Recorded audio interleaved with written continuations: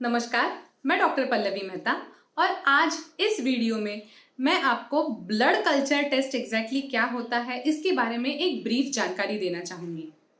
आगे बढ़ने से पहले मैं आप सबको एक रिक्वेस्ट करना चाहूँगी कि अगर आपने अब तक हमारे इस चैनल को सब्सक्राइब नहीं किया हो तो तुरंत लाल कलर का बटन दबाएं और हमारे इस चैनल को सब्सक्राइब करें।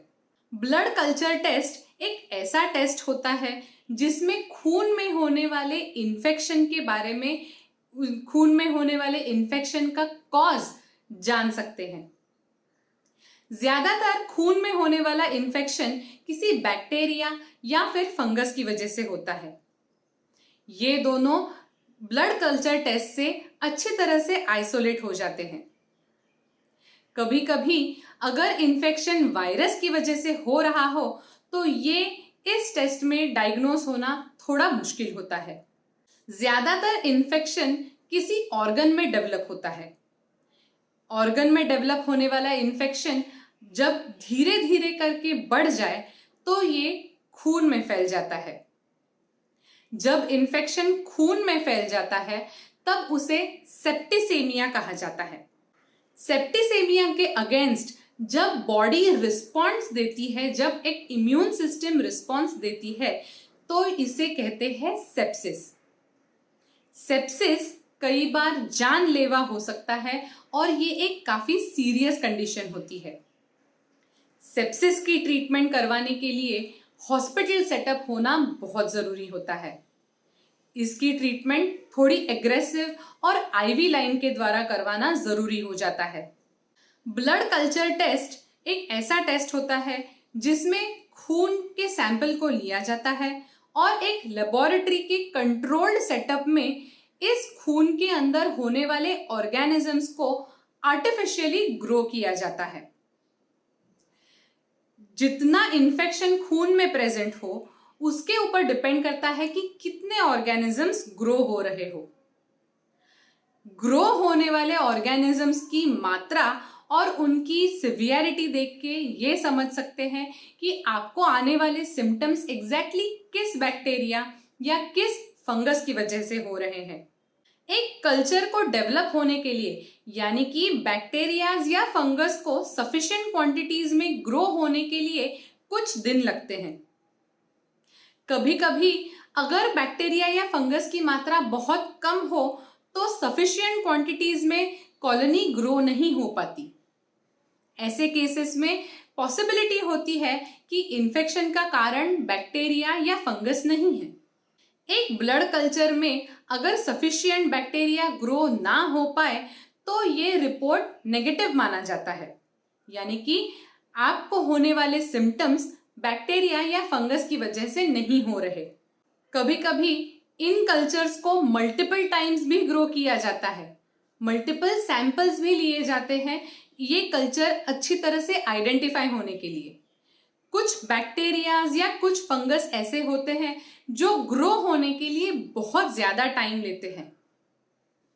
ऐसे केसेस में इस कल्चर को अच्छी तरह से ग्रो होने का और भी मौका दिया जाता है। ज्यादा टाइम देने के बाद भी अगर किसी कल्चर में कॉलोनीज ना प्रोड्यूस हो तो ये रिपोर्ट कंफर्म नेगेटिव रिपोर्ट दिया जाता है। जब कल्चर्स में, यानी कि एक आर्टिफिशियल एनवायरनमेंट में कोई बैक्टीरिया या फंगस अच्छी क्वांटिटीज में ग्रो हो रहा है तो उसका मतलब है आपके बॉडी में, आपके खून में इस बैक्टीरिया या फंगस की वजह से इन्फेक्शन हो गया है। आगे चल के आपके डॉक्टर आपको ससेप्टेबिलिटी टेस्टिंग का भी सुझाव दे सकते हैं। ससेप्टेबिलिटी यानी कि सेंसिटिविटी टेस्ट। इस टेस्ट के द्वारा ये समझते हैं कि इस ग्रो हुए बैक्टीरिया या फंगस के अगेंस्ट कौन सा एंटी माइक्रोबियल एजेंट ज्यादा से ज्यादा इफेक्टिव होगा। अगर आपको कल्चर एंड सेंसिटिविटी के टेस्ट के बारे में ज्यादा जानकारी चाहिए हो तो हमारा कल्चर एंड सेंसिटिविटी का वीडियो जरूर देखें। इस वीडियो के डिस्क्रिप्शन में आपको उस वीडियो की लिंक मिल जाएगी।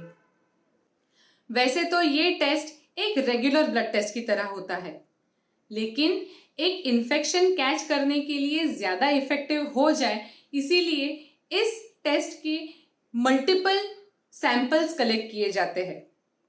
आमतौर पे 2 सैंपल्स अलग अलग जगह से लिए जाते हैं। छोटे बच्चों में एक सैंपल यूजुअली काफी होता है।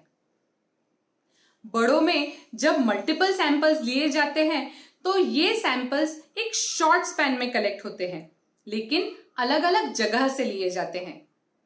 फिर इन सैंपल को एक लेबोरेटरी सेटअप में एक कल्चर में ऐड करके उनके अंदर होने वाले ऑर्गेनिजम्स को आर्टिफिशियली ग्रो किया जाता है और स्टडी किया जाता है। यूजुअली इन कॉलोनीज को डेवलप होने के लिए कुछ दिन लग जाते हैं, इसीलिए कल्चर सेंसिटिविटी का रिपोर्ट आने के लिए कुछ दिन लग सकते हैं। इस टेस्ट के लिए कोई खास प्रिपरेशंस करने की जरूरत नहीं होती। इस टेस्ट के साथ कोई खास रिस्क इन्वॉल्व नहीं होती। अगर आपको बहुत तेज बुखार आ रहा है, बुखार के साथ बहुत ठंड लग रही है, सीबीसी के रिपोर्ट में डब्ल्यूबीसी का काउंट बहुत ज्यादा आ गया हो, साथ ही साथ ब्रीदिंग बहुत ही ज्यादा रैपिड हो गई हो, हार्ट बीट बढ़ गई हो, ऐसे कुछ अगर सिम्टम्स आप में नजर आ रहे हो तो आपको ब्लड कल्चर टेस्ट का सुझाव दिया जा सकता है। अगर ये टेस्ट आपने करवाया हो तो इस टेस्ट का रिपोर्ट आइदर पॉजिटिव आ सकता है या नेगेटिव। नेगेटिव रिपोर्ट का मतलब होता है कि शायद आप में बैक्टीरिया या फंगस की वजह से इन्फेक्शन नहीं हो गया हो, या फिर बैक्टीरियाज या फंगस इतनी कम मात्रा में है कि उनकी वजह से किसी को तकलीफ नहीं हो पा रही हो। लेकिन अगर आपकी रिपोर्ट पॉजिटिव है तो इसका मतलब होता है कि आइसोलेटेड बैक्टीरिया आपके सिम्टम्स के पीछे एक रिस्पॉन्सिबल ऑर्गेनिज्म है। अगर आपको इस रिपोर्ट के इंटरप्रिटेशन के बारे में ज्यादा जानकारी चाहिए हो तो हमारा blood culture test report interpretation वाला वीडियो जरूर देखें। इस वीडियो के डिस्क्रिप्शन में आपको उस वीडियो की लिंक मिल जाएगी। साथ ही साथ एक बात बहुत अच्छी तरह से याद रखें, अगर आपको ये टेस्ट करवाने का सुझाव दिया गया है तो एक अच्छी और ऑथेंटिक लैब में से इस टेस्ट को करवाएं। एक्यूरेट रिपोर्ट्स पाने के लिए एक अच्छी ऑथेंटिक लैब का होना बहुत जरूरी है। साथ ही साथ अगर आपने अब तक हमारे इस चैनल को सब्सक्राइब नहीं किया हो तो तुरंत लाल कलर का बटन दबाएं और हमारे इस चैनल को सब्सक्राइब करें। Thank you.